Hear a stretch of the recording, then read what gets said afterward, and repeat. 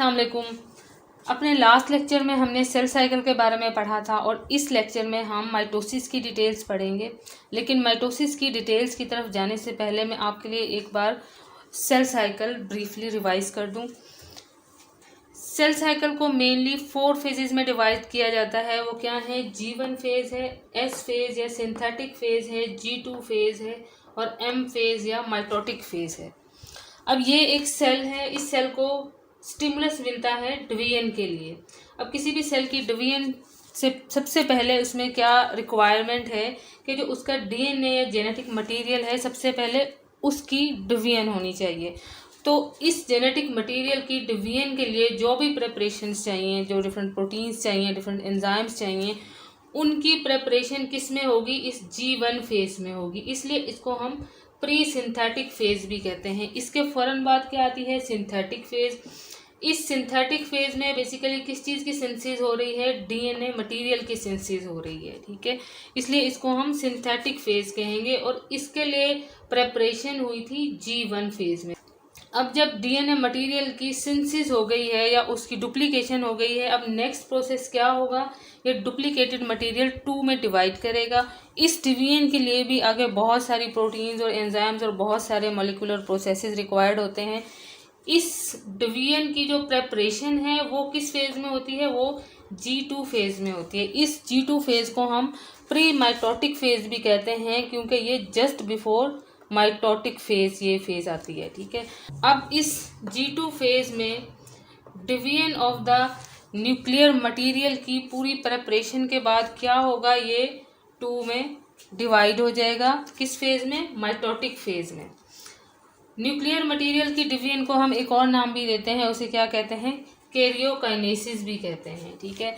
अब जब nuclear material 2 में डिवाइड कर गया है तो जो सेल ओवरऑल है, सेल का जो साइटोप्लाज्म है और सेल की जो ऑर्गेनल्स हैं, वो सब भी इससे जो नेक्स्ट फेज है उसमें 2 में डिवाइड हो जाएंगी। और जो साइटोप्लाज्म है उसकी डिवीजन को हम क्या कहते हैं? उसको हम साइटोकाइनेसिस कहते हैं। इस फेज के बाद कुछ सेल्स G0 फेज में चले जाएंगे। G0 फेज का मतलब है कि ये सेल अब नेक्स्ट डिवाइड नहीं होगा और कुछ सेल्स हैं वो नेक्स्ट सेल साइकिल में एंटर हो जाएंगे। अब ये जो फेजेस थी, G1 फेज, S फेज और G2 फेज, इन तीनों फेजेस में बेसिकली क्या हो रहा था? प्रेपरेशन हो रही थी इस माइटोटिक फेज के लिए, ठीक है। तो इन तीनों फेजेस को हम कलेक्टिवली क्या कहते हैं? इनको हम इंटरफेज कहते हैं। इसीलिए सबसे पहले हमने सेल साइकिल को ब्रॉडली 2 फेजेस में डिवाइड किया था। वो क्या थी? इंटरफेज और माइटोसिस। अब माइटोसिस को फर्दर 4 फेजेस में डिवाइड किया जाता है। वो क्या क्या है? सबसे पहले है प्रोफेज, फिर क्या है? मेटाफेज, थर्ड पे क्या है? एनाफेज और लास्ट में आता है टीलोफेज। इन चारों फेजेस को याद रखने के लिए एक सिंपल सा निमोनिक है, वो क्या है? P mat.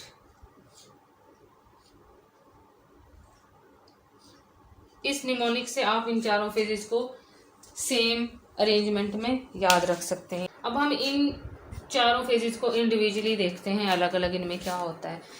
ये मैंने G2 स्टेज पे सेल का एक स्ट्रक्चर ड्रॉ किया है सिंपल। इसमें इस स्टेज से जस्ट बिफोर क्या हुआ है? डीएनए मटेरियल जो है सेल का, उसकी डुप्लीकेशन हुई है और उस डुप्लीकेशन के लिए डीएनए डबल हेलिकल स्ट्रक्चर की पहले अनकॉइलिंग होती है। तो इसका मतलब ये है कि इस स्टेज में वो एक अनकॉइल्ड लूज नेटवर्क के फॉर्म में क्रोमेटिन मटेरियल सेल का पड़ा हुआ है। न्यूक्लियर मेम्ब्रेन इंटैक्ट है सेल की और सेंट्रियोल्स रैंडमली साइटोप्लाज्म में पड़े हुए हैं, ठीक है। अब सेल नेक्स्ट एंटर होता है माइटोसिस में। तो माइटोटिक फेज का पहला स्टेप क्या है? प्रोफेज। अब प्रोफेज में इस सेल के साथ क्या होगा? इसमें क्या प्रोमिनेंट चेंजेस आएंगी कि हम इसको कहेंगे कि ये प्रोफेज में एंटर हो गया सेल। अब इस न्यूक्लियर मटेरियल को, डुप्लीकेटेड जो मटेरियल पड़ा हुआ, इसकी 2 में डिवीजन होने के लिए सबसे पहले क्या ज़रूरी है? ये मेम्ब्रेन जो इसको इनक्लोज कर रही है, इसका डिसॉल्व होना बहुत ज़रूरी है, तभी ये 2 में डिवाइड होगा। तो प्रोफेज में पहला चेंज क्या होगा? न्यूक्लियर मेम्ब्रेन डिसॉल्व होना स्टार्ट हो जाएगी। दूसरा, जो इसमें लूज नेटवर्क की फॉर्म में क्रोमेटिन मटेरियल पड़ा हुआ था, ये कंडेंस होना शुरू हो जाएगा। कंडेंस होके ये क्रोमोसोम्स की फॉर्म में विजिबल होना शुरू हो जाएगा। ये अब क्रोमोसोम्स यहाँ पे डबल स्ट्रक्चर्ड होंगे, क्योंकि हर क्रोमोसोम रेप्लिकेट हो चुका है इससे पहले वाली स्टेज में।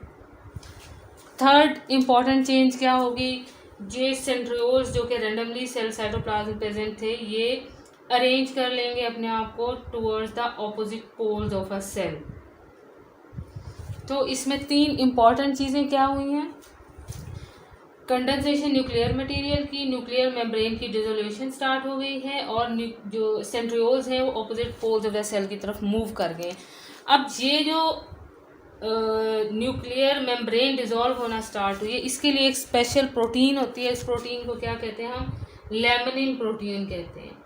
ये बेसिकली इस मेम्ब्रेन को डिसॉल्व कराती है। इसी तरह से न्यूक्लियर मटेरियल की कंडेंसेशन के लिए भी एक प्रोटीन होती है, उसको हम हिस्टोन 1 प्रोटीन कहते हैं।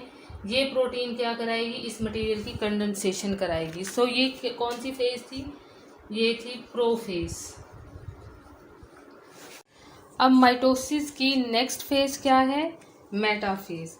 अब मेटाफेज में क्या होगा, ये सेंट्रियोल्स जो opposite poles of the cell की तरफ मूव कर गए थे, इनका क्या फंक्शन था, इन्होंने क्या बनाना था, माइटोटिक स्पिंडल फॉर्मेशन करनी थी। अब इस फेज में, मेटाफेज में, माइटोटिक स्पिंडल फॉर्मेशन स्टार्ट हो जाएगी। ये डिफरेंट ट्यूब्यूल्स की फॉर्म में इस तरह से माइटोटिक स्पिंडल फॉर्मेशन स्टार्ट हो जाएगी, ठीक है। और जो क्रोमोसोम्स हैं वो इस माइटोटिक स्पिंडल के ऊपर अरेंज हो जाएंगे इस तरह से। इस इक्वेटोरियल प्लेट के ऊपर क्रोमोसोम्स इस वक्त अरेंज हो चुके हैं। इस फेज का क्या नाम है, मेटाफेज। अब इस फेज में जो क्रोमोसोम्स हैं वो डबल स्ट्रक्चर्ड हैं, क्योंकि सिंथेसिस फेज में, डीएनए सिंथेसिस फेज में जो डीएनए मटेरियल था वो डुप्लीकेट होकर 2 में डिवाइड हो गया था। इसीलिए एक क्रोमोसोम जो है वो डुप्लीकेट फॉर्म में प्रेजेंट है इस तरह करके। इन दोनों स्ट्रक्चर्स को सेपरेटली हम क्या कहते हैं, सिस्टर क्रोमेटिड्स कहते हैं, ठीक है, या क्रोमेटिड 1 एंड क्रोमेटिड 2 कहते हैं। सो मेटाफेज के अंदर मेन चेंज क्या हुआ है, डुप्लीकेटेड क्रोमोसोम्स अरेंज हो गए हैं इक्वेटोरियल प्लेट के ऊपर और इन माइटोटिक स्पिंडल्स के साथ। अब माइटोटिक स्पिंडल्स जिस पॉइंट पे क्रोमोसोम के साथ अटैच्ड होते हैं, इस पॉइंट को हम क्या कहते हैं, इस पॉइंट को हम काइनेटोकोर कहते हैं, काइनेटोकोर। ये नाम एक स्पेशल प्रोटीन की बेस पे दिया गया है, जिस प्रोटीन से मिलके ये स्ट्रक्चर बना होता है यहाँ पे, ये एरिया। नेक्स्ट फेज क्या है माइटोसिस का, नेक्स्ट फेज है एनाफेज। अब एनाफेज में क्या होगा, ये क्रोमोसोम जो यहाँ पे अरेंज थे, यहाँ पे अब इक्वल हाफ्स में डिवाइड होके पुल अपार्ट होना शुरू हो जाएंगे। ये मूव करना शुरू कर देंगे opposite poles of the cell की तरफ। ये यहाँ पे मैंने एक स्ट्रक्चर बनाया था क्रोमेटिड का। इसमें क्या था, 2 क्रोमोसोम्स एक पॉइंट पे अटैच्ड है और यहाँ पे ही ये माइटोटिक स्पिंडल के साथ अटैच्ड है। इस पॉइंट से अब ये 2 में यहाँ पे डिवाइड हो जाएंगे क्रोमोसोम्स, ठीक है। और ये जो माइक्रोट्यूब्यूल है या माइटोटिक स्पिंडल है, ये इनको ऑपोजिट एंड में पुल करना स्टार्ट कर देगा। ये मैं यहाँ पे बनाती हूँ सिंपल सा स्ट्रक्चर। ये अब यहाँ पे क्रोमोसोम्स ऑपोजिट पोल्स की तरफ मूव करना स्टार्ट हो गए हैं।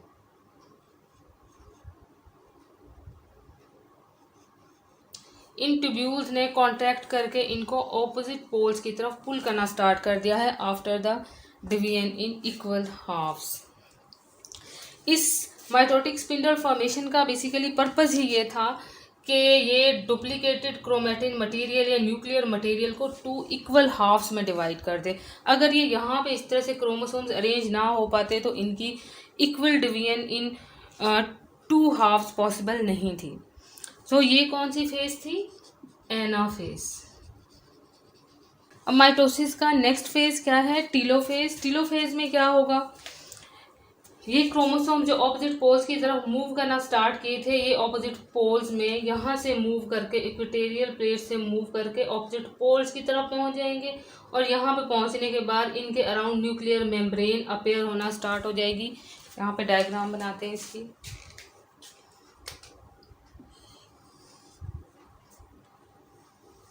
ये हम लास्ट फेज यानी टीलोफेज की डायग्राम बना रहे हैं। यहाँ पे क्रोमोसोम्स क्या हुआ, opposite poles of the cell पे पहुंच गए हैं और इनके अराउंड क्या होगा, न्यूक्लियर मेम्ब्रेन अपेयर होना स्टार्ट हो जाएगी। एक और इम्पॉर्टेंट पॉइंट क्या होगा इस टीलोफेज पे, यहाँ पे फर्विंग स्टार्ट हो जाएगी सेल मेम्ब्रेन की, जो इंडिकेट करेगी का सेल का साइटोप्लाज्म भी 2 में डिवाइड होना स्टार्ट हो गया। और इसके बाद नेक्स्ट क्या होगा, ये सेल डिवीजन कंप्लीट हो जाएगी। यहाँ पे जो सेल के ऑर्गेनल्स थे और साइटोप्लाज्म था वो भी 2 में डिवाइड हो जाएगा यहाँ पे ग्रेजुअली। और यहाँ पे अलग एक न्यूक्लियर मेम्ब्रेन अपेयर हो जाएगी दोनों सेल्स में, जो कि आइडेंटिकल सेल्स होंगे और यहाँ पे इनका आइडेंटिकल डीएनए मटेरियल होगा और यहाँ पे डीएनए मटेरियल की दोबारा अनकॉइलिंग हो जाएगी, जैसे कि स्टार्ट में G2 फेज में थी।